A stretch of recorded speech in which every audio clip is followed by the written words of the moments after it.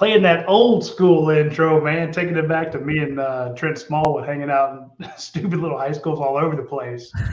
It's been a minute since it's just been me and Trent here. And for folks that are just tuning in, normally Blaine is your host, but Blaine has decided to step away from the recruiting world for a while. His family comes first, and we appreciate that about him. We love Blaine very much. We love his family, and we are very excited that he has the chance to spend more time with his sons. He's coaching now. Uh, my greatest memories, and I know I could probably say the same for Trent Smallwood there. There's nothing like coaching your kids. Nothing like it. So he's got that on his plate.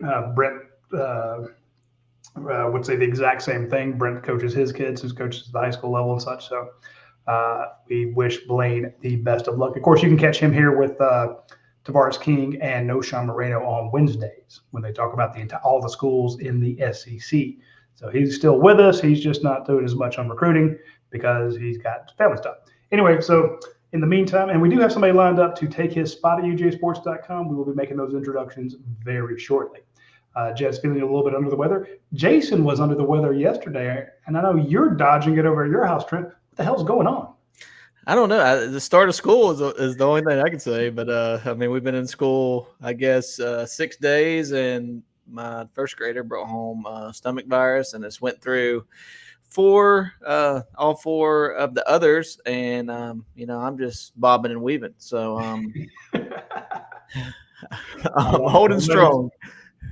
I'm glad you're staying safe. Hey, we hope that a damn beast media stays healthy. We hope Andy Stowe stays healthy. Roger Murray, I don't know. We're just kidding, Roger. We hope you stay healthy as well. We appreciate you jumping in on their shows. And of course, Timbo and Antoine Weaver and who else is there? John Schultz. What happened to Blaine? We just introduced that. He's stepping away from the recruiting world. So it's going to be just me and Jed and Trent and Paul and Patrick and our new guy or new guys. You have to wait and see. Anyway, all the news of the day. Let's jump right into it. Williams Nwaneri picks Missouri. I think that came as a huge shock to the Oklahoma people. They lost their damn minds. The Missouri folks were crowing. You saw the reaction from Coach Drink. He went nuts, and as well he should. It's a big get for them. They had a huge leg up in the whole NIL situation.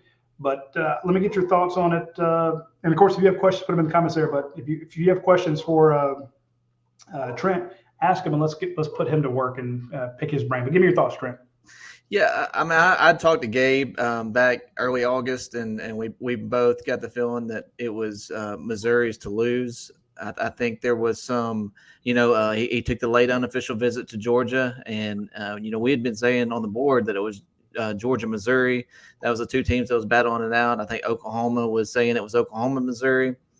I think there was one constant in that, it being Missouri, but Georgia was definitely that number 2 team. Not that you get any points for second place, but I think there was there's some family disagreements between what school to pick, and I think that the new law with the Missouri going in effect ultimately was the winning prize ticket for Missouri to choose over Georgia. But I think Georgia really had sold the dad and Williams on the that he would be if he came to Georgia, he was going to be developed, and he was going to be put into the possibly put into the first round like a Trayvon Walker. And I think you have to look.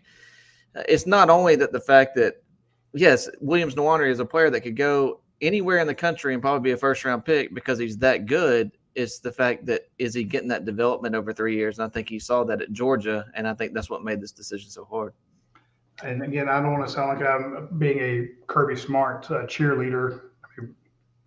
It doesn't do me any good in my job to say nice things about Kirby. It doesn't hurt me to say bad things about him. I feel like I can be honest with our readers, and I can say objectively, when you can take guys and develop them and get that many, 28 over the last 2 years or something like that, into the NFL, and it's not just all the 5-star studs that you put in there.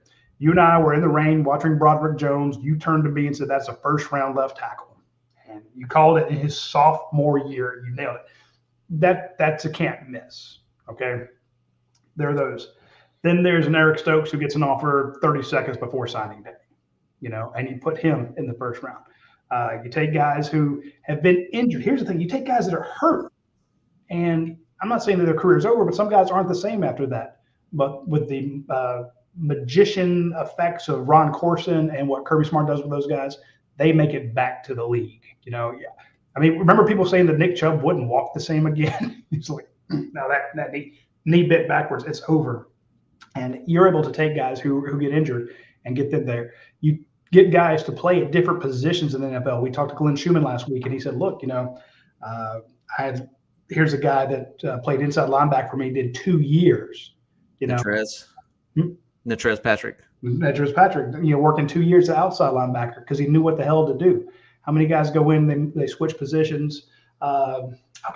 Georgia was it a wide receiver that went and played cornerback for a while? Yes, name slipping my mind, but yes, that happened. McCole Hardman was brought in as a cornerback. That's the whole thing, so they're able to. The recruiting matters, but the development matters, and whether it be KJ Bolden or Williams Nwaneri, they understand that, okay, I might make it to the first round. The difference between being picked at the top of the first round and the back of the first round is about $12 million. I mean, it's huge. Dropping in second, third, and fourth, yeah, you're drafted, but it's still not as high. And also, you want to fight up that chart, and you want to know what you're doing. It doesn't take you a year to learn the system. You want to have that huge impact. Jalen Carter's first play. Poor Ben. Hey, can we have a moment of silence for Ben Cleveland? He gets absolutely destroyed. But my point is, people are seeing that, and we saw that with the KJ Bolden situation. I was told, and you're much closer to this, that his dad wanted him to come to Georgia to be developed. You have Kirby Smart, who's a secondary coach, Fran Brown, who's a secondary coach, and Will Muschamp, who's a hell of a secondary coach. Will Muschamp's got a lot of guys in the NFL. They put them in there constantly. You've got a large part of your staff is, secondary coaches. And then when you look at the success Georgia's had on the defensive line, before Kirby Smart gets here, they couldn't find an defensive lineman that had been drafted. You have to go back to like David Pollock. Now all of a sudden he's got first round picks everywhere. I'm told that Williams Nwaneri's dad wanted him to come here. Am I wrong on this? But I mean, that development thing's played out. That's definitely correct. And when Georgia preaches that long term, it's not just going in the first round or being a top 5 pick. It's getting that first big contract. And if you get developed over 3 years, you're ready. Right off the bat, like a Jalen Carter. He's drafted in the top 10 picks, and looking at him in the first game, he's ready to go.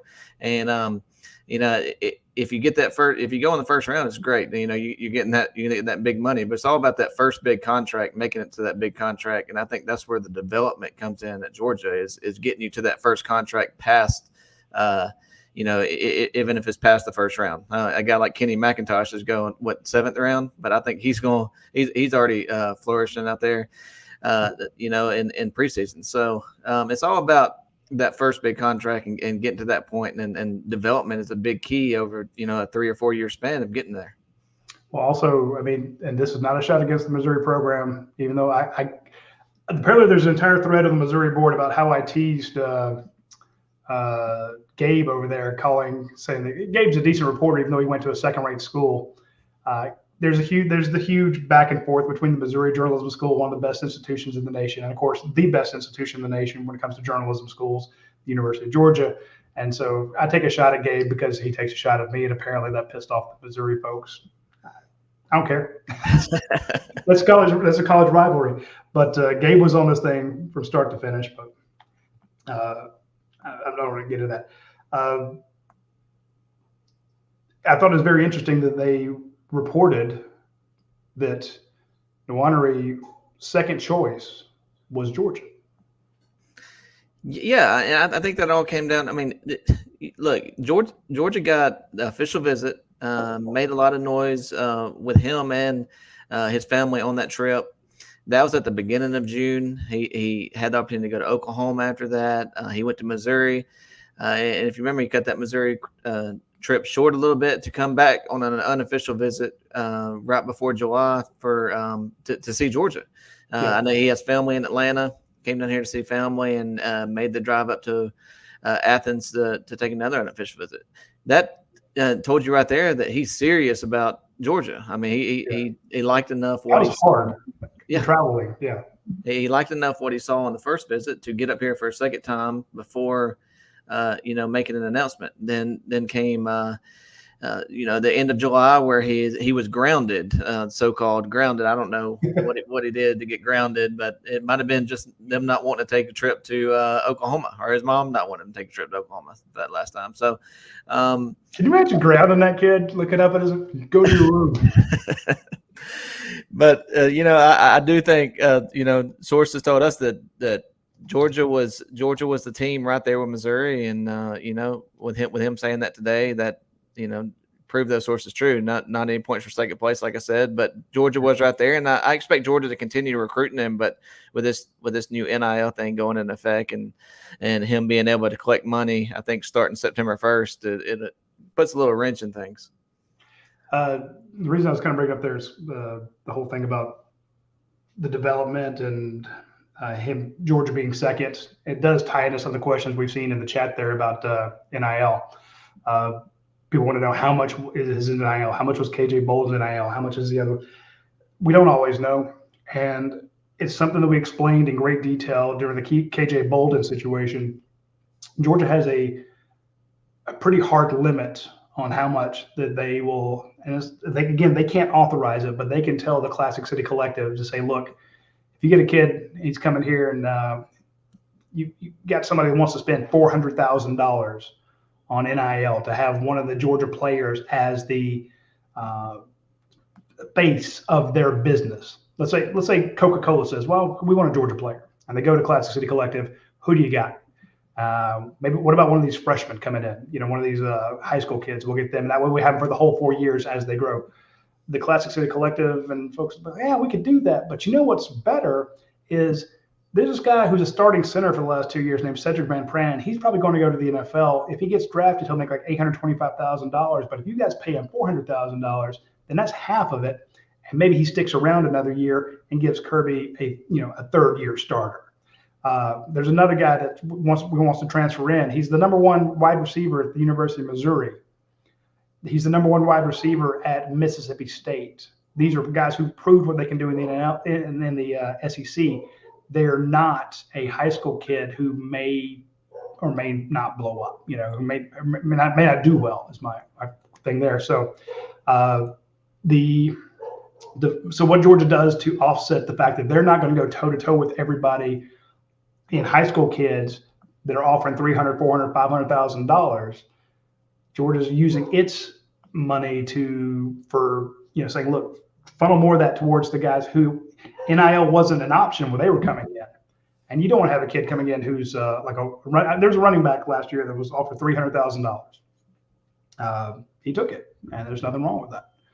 But that would be more money than Kendall Milton was probably making, or Dejon Edwards, or anybody like that. So Georgia's like, we're not going to do that, but we have that development thing.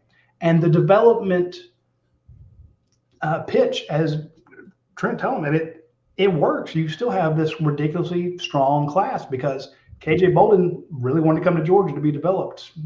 Williams Nwaneri wants to come to Georgia to be developed. They've got better deals and earlier deals elsewhere, but Georgia's paying half of what these other schools are, and they're still coming. And you did sign 27, 28? Yeah, 27. 27. 20, we got 27 on our list here of commits there. So I think Georgia coming in second on both of these. And you did mention there's no points for second. In the transfer portal era, maybe there is. Oh, 26. Sorry. 26 because Peyton Woodard was up. But yeah, I think all this NIL deal is doing is splitting up the 5 stars. It's basically it's evening out a lot of stuff because you're sitting here with Georgia and Ohio State with 3. You have Alabama with 2, and then a lot of teams with 1. And I think all it is spreading out the 5-star talent, but you're really going to win games in what you're doing between 33 and 100. How many guys are you bringing in the Rivals 100 or the top 150 kids? Not to say Georgia's developed their fair share of 3-stars that we're talking about Eric Stokes and them, but I think you're gonna win a lot of battles of what you're doing, with those higher rated 4-stars, such as Brock Bowers and Andrew Thomas and those guys of winning those battles and developing those guys, and because a lot of those guys' ceiling was a lot higher than some of them in the 5-stars.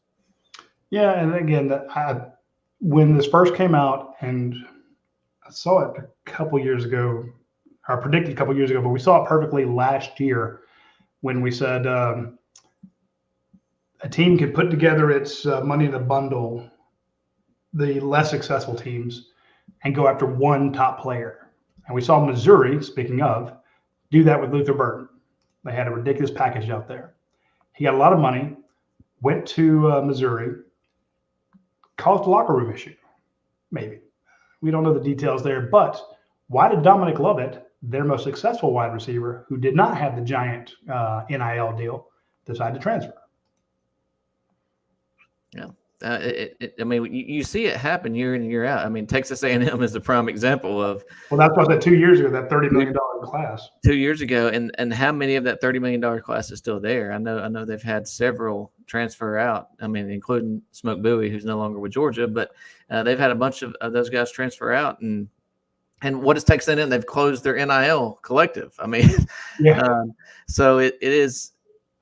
There's good and bad, but I think Georgia's approaching this the right way. You never want to get into a bidding war for guys that are going to come in and possibly be a locker room cancer. And I'm sorry, money brings issues. Money's going to bring problems. And when you have a freshman making more money than Cedric Van Pran and Brock Bowers, that's just, and I'm sure Brock Bowers would be like, okay, I don't care. But that just is a disaster waiting to happen in the locker room. Well, let's put a hypothetical together. You have Brock Bowers in there, and he's making. He's not. I don't think he's working with the collective. I think he has his own deal, which is great. He absolutely deserves it.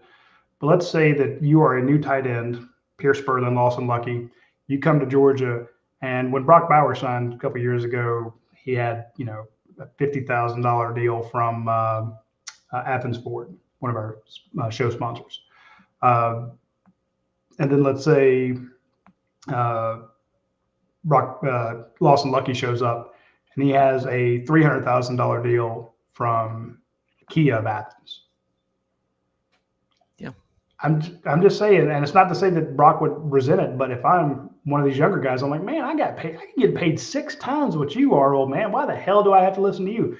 Why do I got to carry your gear? Why haze me? Hell, that's not going to happen. You're telling me how to do stuff in the weight room? I'm not going to listen to you. I'm paid more than you, and I know it's a measuring contest, but sometimes that's how we compare ourselves to each other. Whenever you see a criticism, what's often brought up is how much somebody makes. Especially amongst guys and men and players. So the NFL's been dealing with this for years. When you have got superstars who are paid a ton. And if they're not producing and the other guys are resentful, hell, when you got guys being paid more than the coaches, we're like, Coach, why should I listen to you? I make double what you make. Why the hell should I pay attention to you, Coach? And also, you feel the need to play them. I think that's what you're getting. The coaching staff is going to get some backlash if they're not playing this guy that they're spending all this money on. I looked at KJ Bolden and I'm like, Malachi Starks is going to be a junior. If they bring in KJ Bolden, he's making so-and-so, and he's making more than Malachi Starks, who's probably a future first-round draft pick. Yeah. What is that? What are we saying? Like, what are we doing to the team? So, and as a coach, you're telling the older player who's been successful, I don't value you as much. Yep. I didn't put that into you. I value this kid more. And if I'm the guy that's putting up the $400,000 or the $300,000, this is where they're going to run into a problem. You put up the money through your company. You want them to be the head of the face of your law firm or your product or your service or whatever. You want that kid out there, starting. So you're calling Georgia going, hey, I put up $300,000 for this running back. Why is he not? He got 2 touches last week. That's BS. You want my help in the future? You better play the guy I've already paid for, and it's just, it's almost like you've coached, I've coached. the chirping from the stands. Don't pull my boy. It's like, well, your boy's getting his butt kicked. Yeah. I don't care how much you invest. I don't care that you have a sign on the scoreboard out there saying you support us. I don't care that you're doing the percentage night. I'm going to play the best players, and it can create a bigger problem. That's why I think Georgia's been very successful doing the way they do. And that's one thing that Kirby's always stood by. He's going to play the best. He constantly preaches, I'm going to play the best 11. And I'm going to move guys around. That's the reason why they cross-train guys, because they're going to get the best 11 on the field. And if you have, salary issues behind the scenes, it just causes a whole nother issue. And I think that's something that he's trying to avoid. The outside noise, the locker room noise. He's trying to avoid the team issues. And I think that's one reason that the team stayed so close. You see them every year. You see this team every year. They come together. It's like brothers on the field. And, a big reason why is because they stay locked in. They have a coaching staff that cares about them. They have a coaching staff that leads well, and they have players that are, continuously talked about being leaders since they're a freshman, and by the time they're juniors, it just all seems to gel together. So, yeah, they're not all angels. They're not all choir boys, as we've seen in the offseason. They have their issues, but Kirby talks about the intangibles a lot. And as a journalist, I'm sure I do it. As a people who are watching the show, I'm sure you do it. Fans in general, when he starts talking about, we need leaders to step up. You're like, man, here's another 5-minute screed from Kirby Smart that's not telling me about this injury or, who's playing this position or who's winning this position battle. I want hard data, Kirby. I don't want to hear about, we need leadership or accountability. It sounds like a Tony Robbins infomercial, a rah-rah speech. Yeah, I'm a moron because I started tuning that out. But when they started winning, the culture that Kirby created was that accountability. And just as much as he looks for a hardcore alpha dog quarterback or an alpha dog inside linebacker who can get everybody in position, who can recognize stuff on the field, who can make your Chris Smith pick up the block kick and take it back, make a smart decision, something like that. Not make a Tank at Auburn bad decision. You make a smart decision. And I'm just ripping on Tank. He's a great guy. Point being that he looks for those intangibles. It is that leadership. It is that community. And he appoints, this leadership group, and says, look, you got to do it. And when you interview the players and they start talking about, you saw Quay Walker and Nakobe Dean. How'd that work out for you? Yeah. I'm just saying I think this goes all the way back to Nick Chubb and Sony Michel and Bellamy and Lorenzo Carter and those guys when they decided to stay for their senior year. That's where the leadership and the everything was where players started buying in. I think that was the year coming off of the year they went 7-6 and then they go to the national championship the year after. I think that is when when players started buying in, when Kirby started getting them to buy in, and ever since then, it's just been hell on wheels. No, you're absolutely right. The proof's in the pudding. He's shown it. And also, what does Georgia do with their resources? They invest heavily in those upperclassmen, trying to get them to stay. Now, Kirby kicked Roquan out. It's like, look, Roquan wanted to stay. Kirby's like, hell no, get out of here. Go to the NFL. You're a top 10 pick, man. That's okay. You going there will also help us. Andrew Thomas almost came back too, and he was I forgot about that. You're right. But there's other guys that decided to come back who could have gone. I think Jamari Sawyer could have left early, didn't he? Mm-hmm. He could have. And how badly did you need him? But Kirby's not going to be upset if a Broderick Jones leaves or a Marius Mims leaves or something like that. But some guys who can come back, who are willing to, who might need another year of seasoning. Robert Beal coming back, how much that saved him. There's other guys like that up and down the list. When Cedric Van Pran announced that he was going to come back, I said the quarterback room's going to be fine, because when you have a guy under center that has as much not only has he played for 4 years, but he's a leader on the field. He gets everybody in the right stuff. He's going to be the quarterback's best friend. And no matter who's taking the snaps, whether it be Beck, Vandegrift, Stockton, whoever's taking the snaps, they're going to be fine because he's right there at center. Absolutely. I'm normally very Munson-ish in my outlook. I figure if anything can go wrong, it will go wrong for Georgia football. This is year 30 of covering them. Yes, they won the last two, but both of those were by the skin of your teeth. We could talk about 15-0, but you needed a missed field goal to make it. You almost lost to Missouri. The first 3.5 quarters in that title game against Alabama, you looked like you had no idea what the hell was going on. So I know how hard it is to win one. And for me to go out and say, hey, I think Georgia's going to win another one, it took a lot. But to your point, the main reason I thought that was I don't see a weakness in Georgia's defense.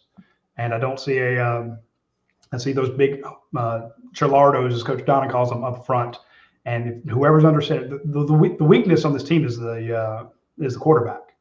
Just from an inexperienced standpoint, we don't know when any of them will do in a high pressure situation like we've seen at Kentucky last year when it was freezing, or Missouri, or in the Ohio State game where it's going back and forth. You're down double digits a couple times. But when whoever goes up to the line of scrimmage has Xavier Truss with all his snaps, Cedric Van Pran in front of him, Tate Ratledge beside him, it doesn't matter that I got a brand new starting left tackle. It's okay. My core guys are here, and I got talented running backs behind me, and deep things I can throw. Anyway, we're getting kind of far afield about the whole running backs and the experience and development versus recruiting, and I want to stick on recruiting. So I want to hit up with Georgia missing out on Williams Nwaneri for now. You never know what's going to happen. Where do they turn their eyes? Well, I think Georgia's pretty good at they already have, he was going to play 5-tech. They already have Justin Young in this class. They have Joseph Jonas and Johnny, who are probably growing to a 3-tech. But I look at LJ McCray, who Georgia had on campus the last week of July. A lot of growing momentum behind the scenes since that visit. I think he will. He's not scheduled to announce till. I don't think he has a scheduled announcement date, but yeah. I look at him as being the guy that Georgia is locked in on now. Georgia will continue to talk to Williams Nwaneri, but like I said, I think that's in the past. I think LJ McCray is the guy that Georgia's going to go to next. And also Steve, I don't want to pronounce his last name because I don't want to. It's on the screen if you need to see it, folks. If you're listening to the podcast on your ride or something, it's Mboumoua. Yeah, this is the guy that just reclassified to the 2024 class from 25, and he's already earned a Georgia offer. There's going to be several schools in it, but Georgia's going to be right there as well. I think Georgia would take both of them, but I think Georgia I don't think Georgia will get both of them necessarily. But both of them kind of fit that 5-tech mold where Georgia's, been low in depth the past couple of years, and I think they had Malik here in there a couple of years ago, and a true freshman showed out there this past year. And then you had Justin Young as well. So I think those two guys is where Georgia will turn their focus. There's not many spots left in this class. I think they will try to get a safety in this class. They'll continue to recruit KJ Bolden as well. But I would look at wide receiver, and I think offensive line's done. I think tight end room's done. Running back, of course, is done. They ain't taking more than 3. But you're looking at more on the defensive side of the ball, at maybe a defensive lineman and at the 5-tech position, and another linebacker. What you got up there right there is Chris Cole. He's scheduled to announce his decision on September 10th. He visited Tennessee the last week of July, but Georgia is in a strong position to land him right now, in mid-August. We'll see if he gets on any campuses before he makes that announcement on September 10th. But with high school starting, it's going to be tough to make any visits. I noticed you put in a future cast for him. I did. I think Georgia sits in a strong position, and it's wild. A year after landing the trio they did last year, if they land this trio of inside linebackers uh, with Justin Williams and Christopher Jones, and then if they land Chris Cole as well, I mean that would be an insane pull for Glenn Schumann 2 years straight with those 6 guys. But I think Justin Williams and Chris Cole are guys that you can use in various ways. Chris Cole is a guy that's 6'4", 220. At this time last year, I think he was 6'2", 195. He's really developed into his own body over the past year. He's a guy that you could maybe even play at star. I wouldn't trust playing him deep safety, but he's athletic enough to move out to star. And it kind of reminds me of a little bit smaller type of Adam Anderson when he came in. How they used Adam Anderson in various ways. They moved him out to star a couple of times when they were playing more run-heavy teams, which you don't see that as much now. But you could use Chris Cole in numerous ways. I think the same thing with Justin Williams. He's an athlete that could see some early like third down packages and stuff. So just 2 good athletes that's going to be hard to keep off the field. But then again, the trio you brought in last year are in the same boat, and you have 2 junior linebackers who are 2 of the best that you've had since Kirby and Schumann have been here, and that's saying a lot. So yeah, I mean, you had 3 guys drafted. You bring in those 2, bring in Smile Munden and Dumas Johnson. They just pick right up without any sort of experience whatsoever. You're like, what the hell, man? So Glenn Schumann is a wizard. Yeah, we got the commitment list on the screen there. You see Justin Williams, who is still a 5-star, number 12 player in the nation, I believe. The new rankings came out today. And Christopher Jones, who's also from Virginia, which I think is interesting that Georgia could go get Chris Cole, also out of Virginia. Can you imagine a pair of Virginia inside linebackers? They'll need to come up with some nickname like Gershel or something. I think he's number 12, and number 13 is a new 5-star cornerback. Number 1 cornerback in the country, if I'm not mistaken. I'm telling you, I really think at number 13 that he's still I think he's underranked. I think he is a top. Dude, 13 in the nation, and you're saying that Ellis Robinson's underranked? I said way back when he committed to Georgia that he's the best cornerback that Kirby Smart has committed. He ain't signed yet, but he is the best cornerback that Kirby Smart has committed since he has been in Athens. Wow. He has the most potential to play day one out of all. And he's had guys that have played day one. But Ellis Robinson could come in, play day one if Kamari lasted or, elects to leave after this year. That's pretty damn impressive. The only guy we didn't really mention on that whole thing was as a possible next guy was Aiden Breland. What are you telling me about him? Aiden Breland, he's a teammate of new Georgia running back commit Nate Frazier. He from Mater Dei High School out in California. He is took a visit to Georgia back in June, I believe it was, and Georgia kind of set the bar high as far as his visits came. I think they're battling Oregon in here. I know Miami and Texas A&M are 2 other schools. He didn't make his. He was going to visit in July also to Oregon and Texas A&M, but he didn't make that visit because of they had, I think it's called Hell Week at Mater Dei High School. So he was doing high school stuff, but I think Georgia sits in a good position right now. I would put them as the favorite. The Oregon right behind them to land him. I see him as a 3-tech guy. That they have a couple of those guys, but you're going to have to restock that defensive line after this year because you got a lot of senior leadership on that defensive line with Brinson and Stackhouse and all those guys. So you're going to have to restock that room, and I think Aiden Breland would fit right in as a 3-tech guy that could shift inside or kind of shift in on those nickel downs, kind of shift more inside. So I think I think Georgia sits in an excellent position for him, and I'm looking to see if he gets back on campus. Nate Frazier has an official visit scheduled for the South Carolina game. See if Aiden Breland tags along on that official visit for an unofficial visit. That's their week off. And I will tell you this, the guys who signed 2 years ago, the guys who signed last year, the seniors and juniors and sometimes the sophomores talk to each other out on the recruiting trail. We bring them to rivals camps. They go to Under Armour camps. They go to Elite 11, wherever it is. Some of the top camps in the nation. They go to these camps, and some guy, hey, I'm gonna go visit Georgia. You're gonna love Georgia. They talk about Georgia's visits and how well choreographed they are. So when part of it is the sales pitch, part of it is the experience. And you'll see a lot of kids take visits because they know it's going to be a good time. So that's a good point there on Aiden Breland. All right, let's get to some of our questions from UGA Sports, the readers at UGAsports.com. I want to start with them. We do have questions in the comment section there. Go ahead and drop your question now. We will try to get to it as soon as we can.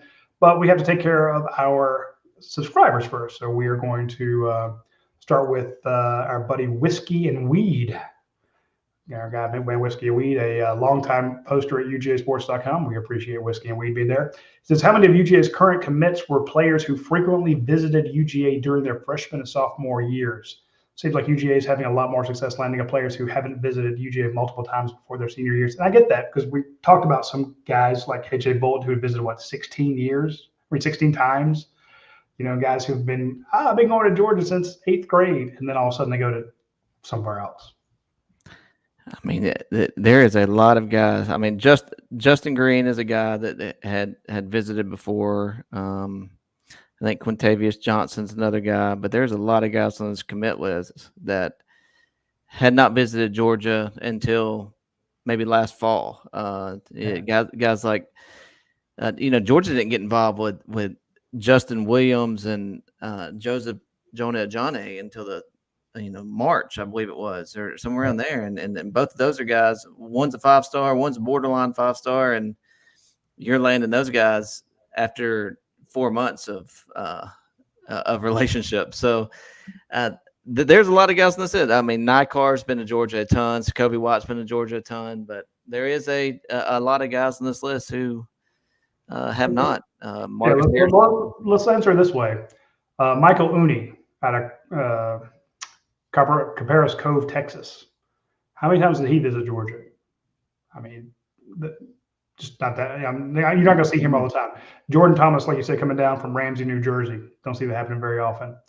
Justin Green coming up from Lawrenceville, of course, but Jaden Riddle from Missouri, I don't see it. Marcus Harrison coming down from Athens Springs, New York. I don't see it. Drew Miller, kicker coming from Mediapolis, Iowa. I doubt it. You know what I'm saying? Nitro Tuggle. How many flights did he have from Indiana? So not many. I'm not ripping on the kid. Ryan Puglisi came down quite a bit, but again, he didn't take 16 visits or something like that. So I think his visits just started last summer. Georgia when he worked out in front of the staff. So yeah, there's a lot of guys on that list who Georgia does not have the 4-year relationship with or the 5-year relationship with. It's more a year or 6 months. So I hope that answered your question, Whiskey and Weed. We always appreciate your comments on the vault. Good person there. Big Fatty 94 asks, how much of the already committed part of this 24 class do you see sticking through signing day? In other words, how many flips away from Georgia do you see out of these guys? I haven't heard of any others. There's going to be one or two because there's always one or two. Towards when it gets closer to December, whether it's trying to get guys in early and not have enough spots or whatever it might be, there's going to be a couple. But I have not heard any specific names as far as like we were hearing recently with a certain 5-star safety that we won't get into. But we did hear a lot of behind the scenes noise around that, and we haven't heard that as much. So, I can see one or two, but I don't have any name specific that we're talking about here in August. And I don't have any intel on this either. If we knew of a guy that was kind of waffling, we'd tell you. The only thing that I look at this list and I think here might be an area. It's the fact you have 6 offensive linemen committed. Not saying any of them will decommit, but that's a lot. Yep. That's a lot. That's too easy for a guy to get picked off, picked away, or Georgia to process. And I won't stand here and lie to everybody. Say, oh no, Georgia never, tells a guy you can't come. Well, they don't, but they'll tell a guy, hey, we watched your senior tape and we've seen how we expect you to grow a little bit more. We expect you to get a little bit better or something. You can come here and we'll honor your scholarship, but you're not going to get any playing time. And then all of a sudden you see a kid, after much thought and debate, I have reopened my commitment. Thank you to the University of Georgia. And the headlines are so-and-so decommits from Georgia. So-and-so flips away to Wake Forest. You're like, oh, okay. Yeah. And not crapping on Wake. Don't send me hate mail, Wake fans. Just saying. And here's the thing. Kirby does not, he's got 6 offensive linemen. You think he's done recruiting offensive linemen in this class? There's still relationships. That was the other part. He's still talking to guys like Brandon Baker and those guys. So I think a lot depends on who does he land late,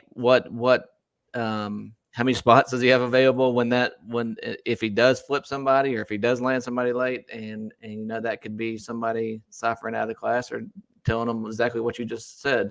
You can come here, but you're not going to play much. And there's been several guys over the past 3 years that haven't even been on scholarship and they've come, and we haven't necessarily said those names, but there's been several that have come in that have gotten that speech, that have elected to come in and were more of, I don't even know what shirt you call it these days, blue shirt, green shirt, something, but the gray shirt, yeah, the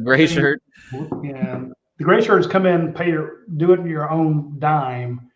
If we get a scholarship open next year, we'll put you on. Yep. You don't get any back pay for it, but it's that does happen. So. But some of these guys are okay with that. Like guys like Dan Jackson, he's working. He's hasn't been on scholarship, but he's got the NIL deal, and I guarantee he's not paying for any classes that he's going to. So no, and you have, especially with Pell Grants and Hope scholarships, it's not that tough.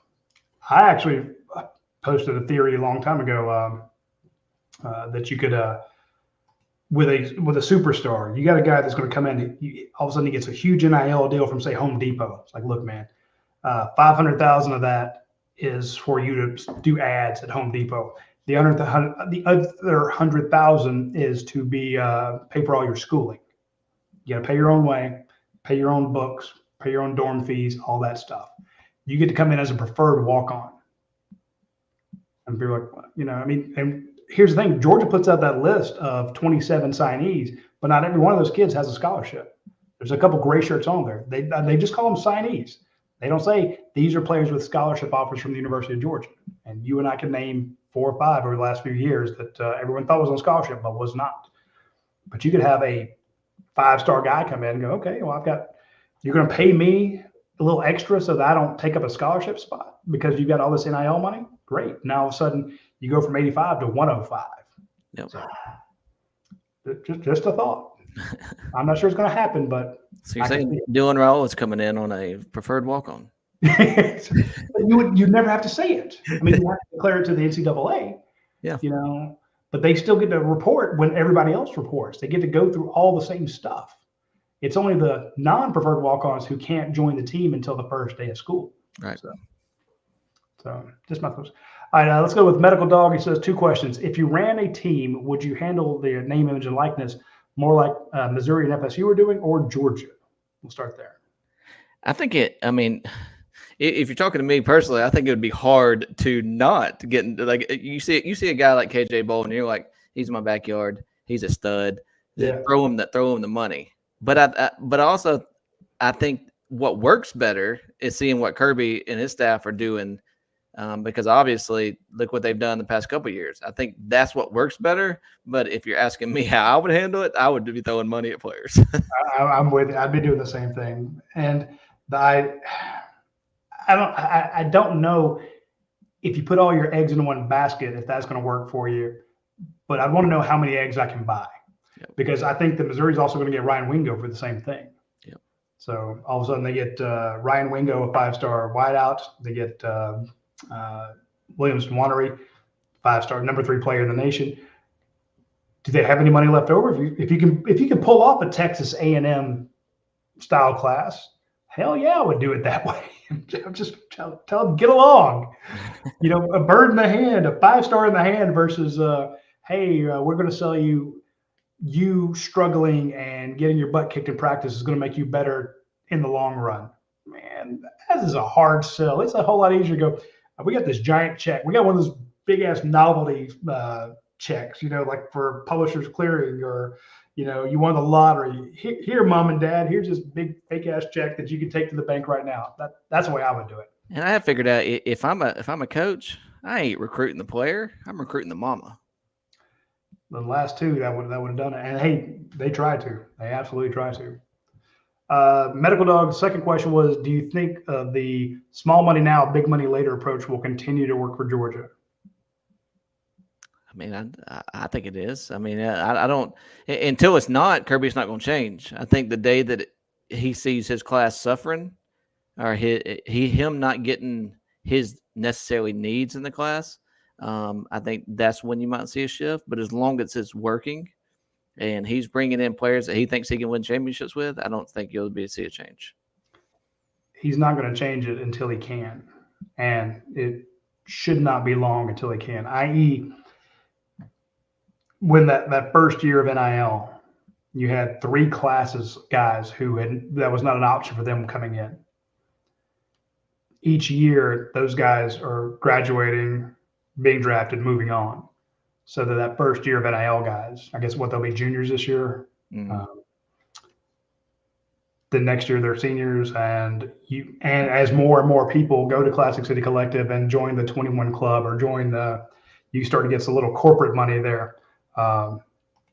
Then things pick up. Hey, I'm gonna bring on our man Brent Rollins here. I did not realize he was waiting in the waiting room there for us. It's a rumors versus facts first for me. There you go. We love it.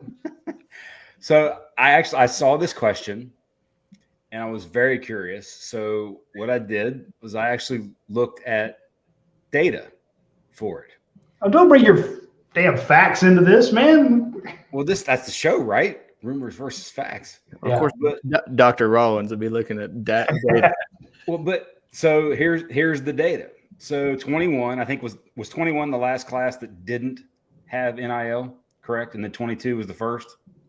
Am I correct in that? I think that's right. Yes, it was the COVID year. So in 21, just 5 stars. 31 prospects on Rivals, 5 stars, 16 different teams. In 22, 33 prospects that were 5 stars, 17 different teams. So about the same in terms of percentage-wise. Last year, 23, that ticks up even like another 5%. 32 prospects, 18 different teams. And currently, if you look at the 5 stars on Rivals that are committed, there's 16 committed prospects, 12 different teams. 3/4 of those committed prospects spread across all these things. And if you look at a lot of the future casts, you're going to get at least another 4 or 5 teams that get at least 1 5-star. So you're likely going to have in the neighborhood of 2/3 of the 5-star prospects sort of in different teams, not conglomerated within one group. So I think what Trent was saying about Kirby not changing until he has to, as long as he can get the depth of talent that he wants, and or you hit at QB, he's not going to have to change. Yeah. Again, the scope. What I was kind of saying about Missouri, they went all in to get Luther Burden. They get him. They worked that. That worked. So now they're doing it. They're getting 2. I don't know how much money Missouri has or how much their fans want it, but I just can't. We've seen these bidding wars go up and up and up. And once you win one of them, you've kind of put all your eggs in one basket. So I think when we look at the list right there, we have on the screen how many 3 stars Georgia has, how many they have, how many Ohio State has, how many Florida, Notre Dame. Okay, they're tied with Ohio State. They've got 2 more than Florida. Notre Dame doesn't have any. A lot of teams with 1. But that second column, 18 4 stars. Okay, Ohio State's got 14. They're close. You're still 4 ahead of them. And you were 5 ahead of Florida, Notre Dame, LSU. Hey, where's Alabama on this list? 11th or 12th, I think. Yeah, down there. 13th. What the hell's going on with Alabama? Wait a minute. They only have 9? 6 3-stars. Wait, you got 9 4-stars at Alabama? So Georgia has double the number of 4-stars. But to your point, if you put on, and here's the thing, you can see folks saying, hey, we got to get the 5-stars. I'll take those highly rated 4-stars because, folks, there's the way the 5-stars thing works. That's the guy we think will go in the first round. If you're a high 4-star, we think you're going in the second round. There's a ton of difference in the money, but we're still talking the top 50 players in the nation. So top 64 players in the nation. It's not gigantic differences. So if you can get the high 4-stars, you're doing really well. Well, it's the other teams that are jumping into this pool now for the one or two guys that they have the potential to get that is maybe from their area, like you had with today, and then whenever the Wingo kid comes up. But that's where you're going to see some of the spread, I think, within the 5-star realm, because the Missouris of the world, other sort of fringe teams, even somebody like South Carolina who already has a 5-star commit this year, got one last year, like where they go kind of all in for that one big fish in a way, versus where Georgia is building just depth upon depth upon depth of, like you said, the 4-star, the guys that are in that 50 to 150 range, and guys that they look at that might be 250 or slightly out of the edge and rivals that they know from an athletic skill set standpoint, check boxes, size, speed boxes that they can then take and 3 years later turn into a player. We got to get Matt Goblin on here, Georgia's former director of recruiting. He learned from Marshall Malchow, who's one of the best in the business. And they pretty much, just like the NFL, they had at each category, they had, each position, they have a size preference, height preference, speed preference. And they have a golden rule about making an exception to those. So you have to make an exception you only make an exception to the height, weight, size, all that for an exceptional player. So if you see a guy that doesn't quite hit their height and weight numbers, that means there's something special about him. A Lad McConkey, for example, you're like, this guy's a little different, or an undersized defensive lineman. You're like, that defensive lineman, he's like 6'2", but he gets great leverage. He can bust up an offensive line. So we got to call Matt, get him on here and say, hey, give us some of those numbers so we can go through them, and he can tell you the exact same. In other words, Brent, what you're saying is stuff I heard exactly from him. Were you talking to him earlier? Because y'all guys sound just alike. Suspicious. But anyway, I saw that question. I thought I gotta actually come on and hang out with you guys for a little bit. It makes you wonder about the whole NIL thing. I didn't think Kirby wanted KJ. There's no doubt about that. Kirby wanted KJ, but he was not okay. But he would have much rather lost in Florida State than he would to Auburn. I think he would have fought nails, tooth and nails to beat out Auburn, because he don't want to see Auburn back, because they're playing them. Well, I think that changes next year, but anyways, that's one of the rivalries. I think that's a team that he would have fought a little bit harder with, and that on that end of things. Florida, we've seen it over the past couple of years. He don't want to lose prospect to Florida. He don't want them back. He'd rather cut his foot off. So I think he would much rather lose to Missouri, who he knows he can still beat even with Williams-Nwaneri, and lose a NIL bidding war to Florida State, who he doesn't have to see year in and year out, much rather than losing him to Auburn or Alabama. So you're saying he's competitive. Just a tad, right? Just a tad. Just a little bit. Actually, we had somebody in the comments say, I think John Adams nailed it. He said, when 5-stars go to 3-star teams, which is really mean. He says, it doesn't really threaten you, Jay. We worry when teams close to us get that extra inch or difference maker. Yeah. Well said. Losing a top cornerback, a top safety to Alabama, that hurts. Losing KJ Bolden to FSU, that's an inconvenience.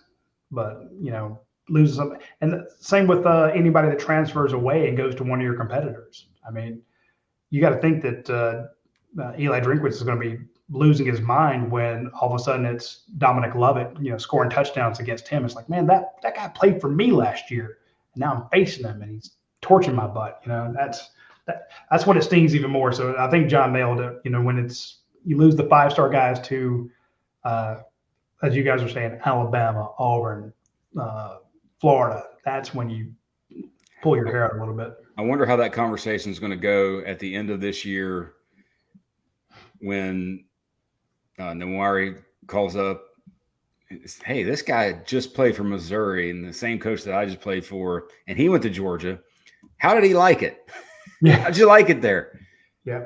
And it's, that conversation might happen down the road. Or when it comes close to signing day and Luther Burden hits the portal, and so many variables, constant variables. It is nuts. Or, kids, there's a lot of things that can happen between now and signing day, especially, and I don't think so much with Nwaneri, but I think of KJ Bolden. That's a kid who his decision wasn't made until the night before, and then reaffirmed the morning of. When you have an announcement like that and you pick that team and it was so close in your mind that you hadn't had a decision in weeks, that's a kid that you can always try to work back. While we got the doctor on, we got Brent Rollins, and I got Trent here, who's also has done great film reviews for us. Guys, I want to switch topics right now and play a little video, and I want to get y'all's take on it, if you'd be so kind. Right now, we have highlights from Dylan Raiola. Jeb was out there this past weekend. I know, Trent, you're going to go see him. He made his debut in a scrimmage, and I want you guys to he had 6 or 7 throws, 3 touchdowns, and only 1 incompletion. So let's watch him real quick there. You guys give me your takes.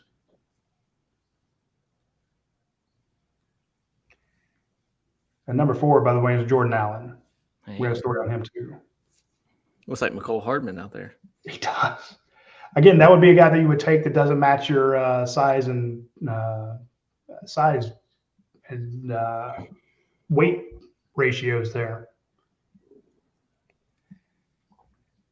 Go ahead, Trent. All you. Those throws specifically are just good. They're just quick throws. They're more one-read throws, and he just gets the ball out and puts it on time. And accuracy. I think he is just accurate with the football. Can you rewind to that post? Because yep, was that to KJ? That was KJ. So, give a shout out to the offensive line there. He's got all day. He's got all day, and that ball is, I guess, underthrown slightly, but it's still. He's got a weak arm apparently.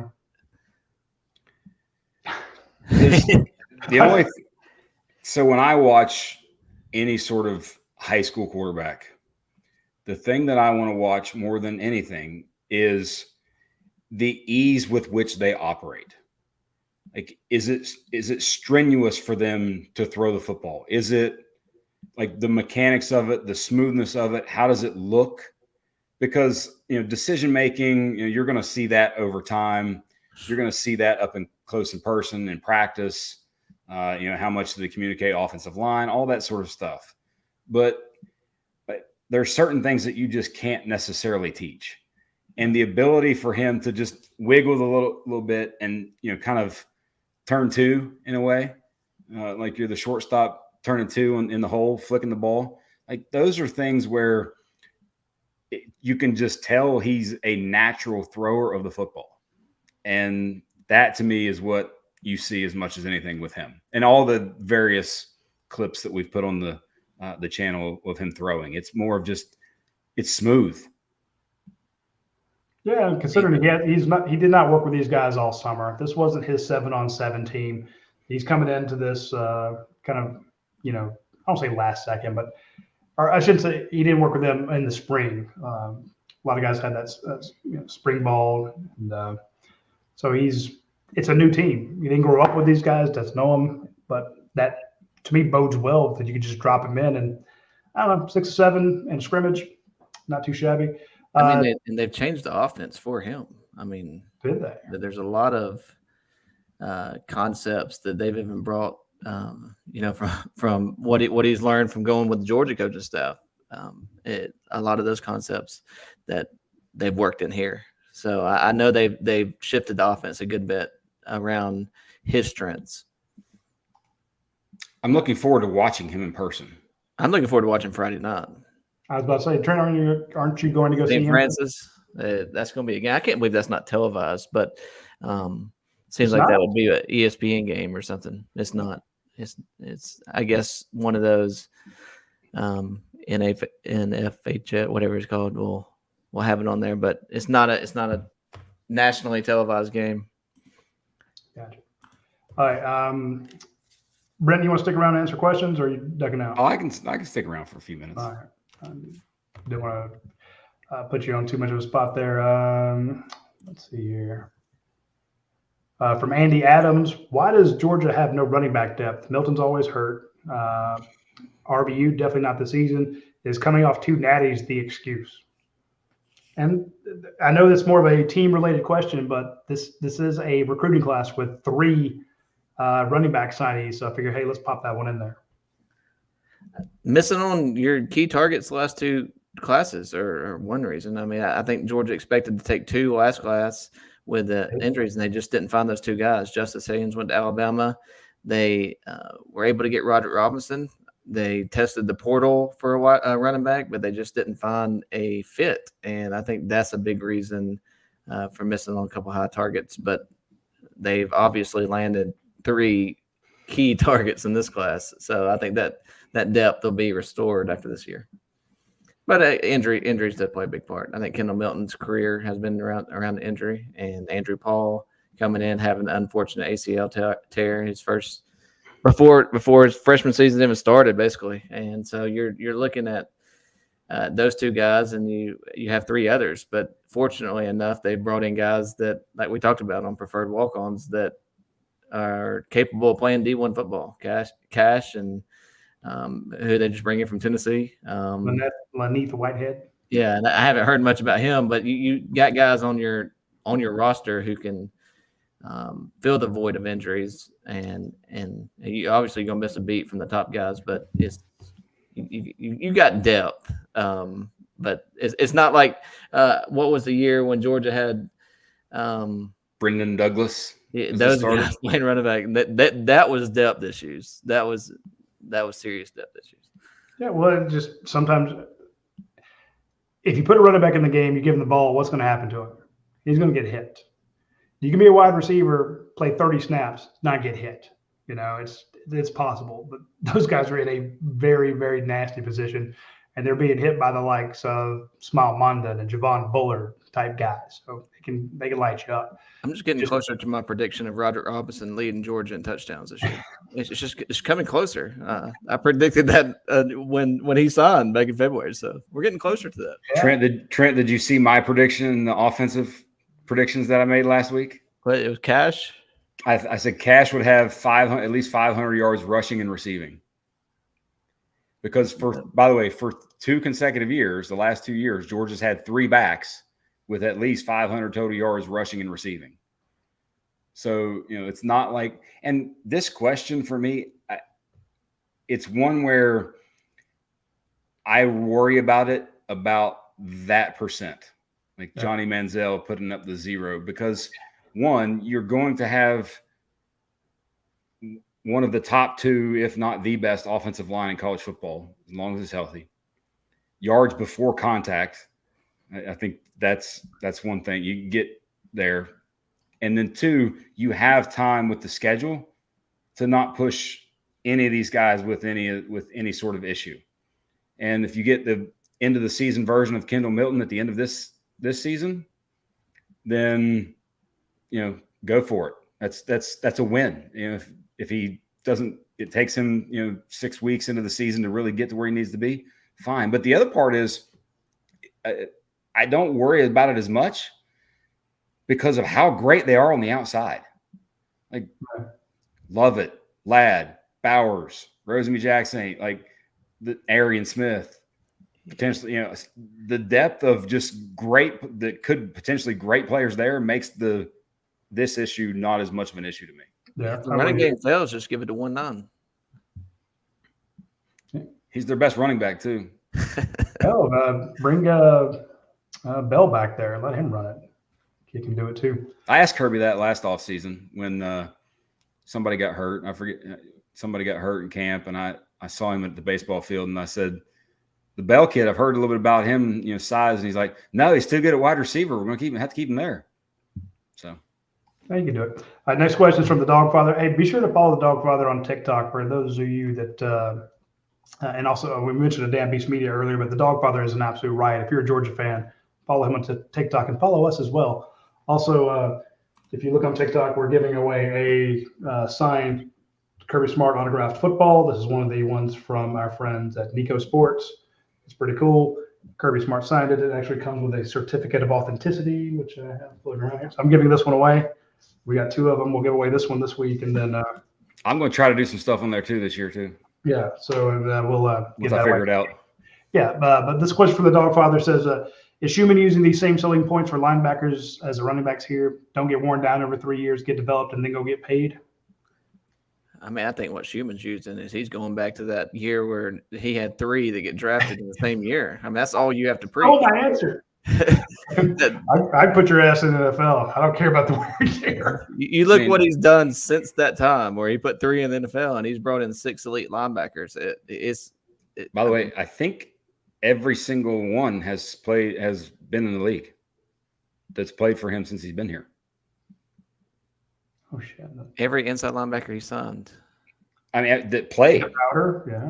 Because Natrez Patrick was in the league for a minute, was on a roster for a little bit. Hey, he played 2 years at outside linebacker. Yeah. Crowder, Monty Rice, N'Kobe, and then Quay, Tyndall, Pop and Munden are going to be there too. Wow. I'm pretty sure it's pretty much everybody. No wonder he was able to sign 3 last year. He's got these about to get 3 more this year. Absolutely, I love it. All right, John Hicks, and here's a tough one for you. Says, who's the most talented 4-star or 3-star out of the current commitments? Nitro Tuggle. Sorry? Nitro Tuggle. Okay. I thought it was going to be tough for you. All right, so Nitro Tuggle, the wide receiver. I love it. All right, you give me a 3-star. I mean, the Frazier kid from California. Oh, he's a stud. I think all 3 backs in this class have potential just to – I mean, Georgia's kind of like – even Kenny McIntosh, they lack the ability to take the lid off of it. And, with that top-end speed, I think all 3 of these running backs have that ability. Love it. All right, Andy Stowe says, who's going to make the bigger impact of the returning players, Cedric Van Pran or Jordan Davis? I'm like, who's that? Oh, I guess in terms of a senior coming back, like when Jordan came back his senior year versus when SVP coming back this year. I would say Cedric Van Pran just from the standpoint that he's going to play every play. He plays 3 times as many snaps. Yeah. He's going to play 800 snaps. That's a good point. Is Monroe Freeling going to start on the offensive line this year? Dude, don't shake your head. No, but he's going to start next year. He's a monster. He's going to start at right tackle next year. I don't know. There's that. Yeah, I think if you've got Austin Blasky who got sick, but he got it out tough as nails. Austin Blasky's fighting with Ernest Green over there. If Ernest Green's going to start, if he or Marius Mims were to get hurt, I think they bring in Austin Blasky. Yeah. But I think right after him is going to be that Monroe Freeling. Guys, that kid he's something else. So keep an eye on him. I think that's all the questions we had in there. I don't see any others. All right. Anything else we need to know on the recruiting front there, Trent? Talking about a 3-star, I'd go to Nnamdi Aboko or whatever his name is, the big nose tackle. Georgia always takes them under, I guess those lower ranked guys, and they develop them into studs. And I would look at him being kind of that next. Jordan Davis was underranked. Jordan Davis was a 3-star up until the fall of his senior season. So look at him now; he's just eating people. All right, Brent. When Georgia's running that, what do they call it, the mint defensive front? Okay. You got your 0 and 2 5s, right? Yep. This year. Yeah. Who are they? I'm putting you on the spot. Like, I think you're talking about what they're doing against Tennessee. Like, they do a lot of that against Tennessee. Right. And they'll walk the edge out and just, like, if there's the twin set into the boundary, into the short side of the field, they'll walk the edge out, get some press coverage on that. They did it a lot with Robert Beal. But I think those three are at least one is Stackhouse, one is Michael. The third, I think, is kind of coin flippy. Warren Brinson. It's him or Walthour. Yeah. Because from a playmaking standpoint, to me, Warren Brinson is twice the playmaker as the other. But it's more depth and how they go. Warren and Michael. I think, like I said, I think Michael Williams is going to get Trayvon Walker level snaps. Like, he's going to be on the field. Like, I was shocked looking at those numbers. In 21, Trayvon it was like 381 pass rush snaps. No other player in the history of Kirby being at Georgia has had over 300. Like, Devontae Wyatt was close in like around 290. I think Michael is going to be constantly on the field, on the edge, on first and second down, kicking inside a lot on the third down. Awesome. All right. I figured I had to give you one question. About the current team while we had you on. I want to pep you with that one. Awesome. We're of the same mindset. And don't get me wrong, I love Tramel Walther. He's there. He's a guy. Is Justin Young still there? I feel like he was there forever. Him and Rochester. Rochester's probably still there. Julian was there. Or Ledbetter felt like he was there forever. That's my boy. All right, folks, that's all the time we have for this edition of Rumors versus Facts. Be sure to tune in tomorrow at noon. We will have our show with Coach Donna. It's called UJ Sports Live. I'll be talking about stuff that happened in scrimmage. He'll be yelling at me for saying, "Why are you putting that out there?" It should be a fun-filled show of me getting yelled at by Coach Donna and for sharing stuff that happened in the scrimmage. But it's always great to get his take because I'll say something and he'll immediately shoot it down. But he will then fill in with what the correct answer is and what we should be concerned about. And I'll post him the same question about Georgia's mint front, if you will, there, Brent, just to see what he has to say. All right, folks, take care. We will see you next week.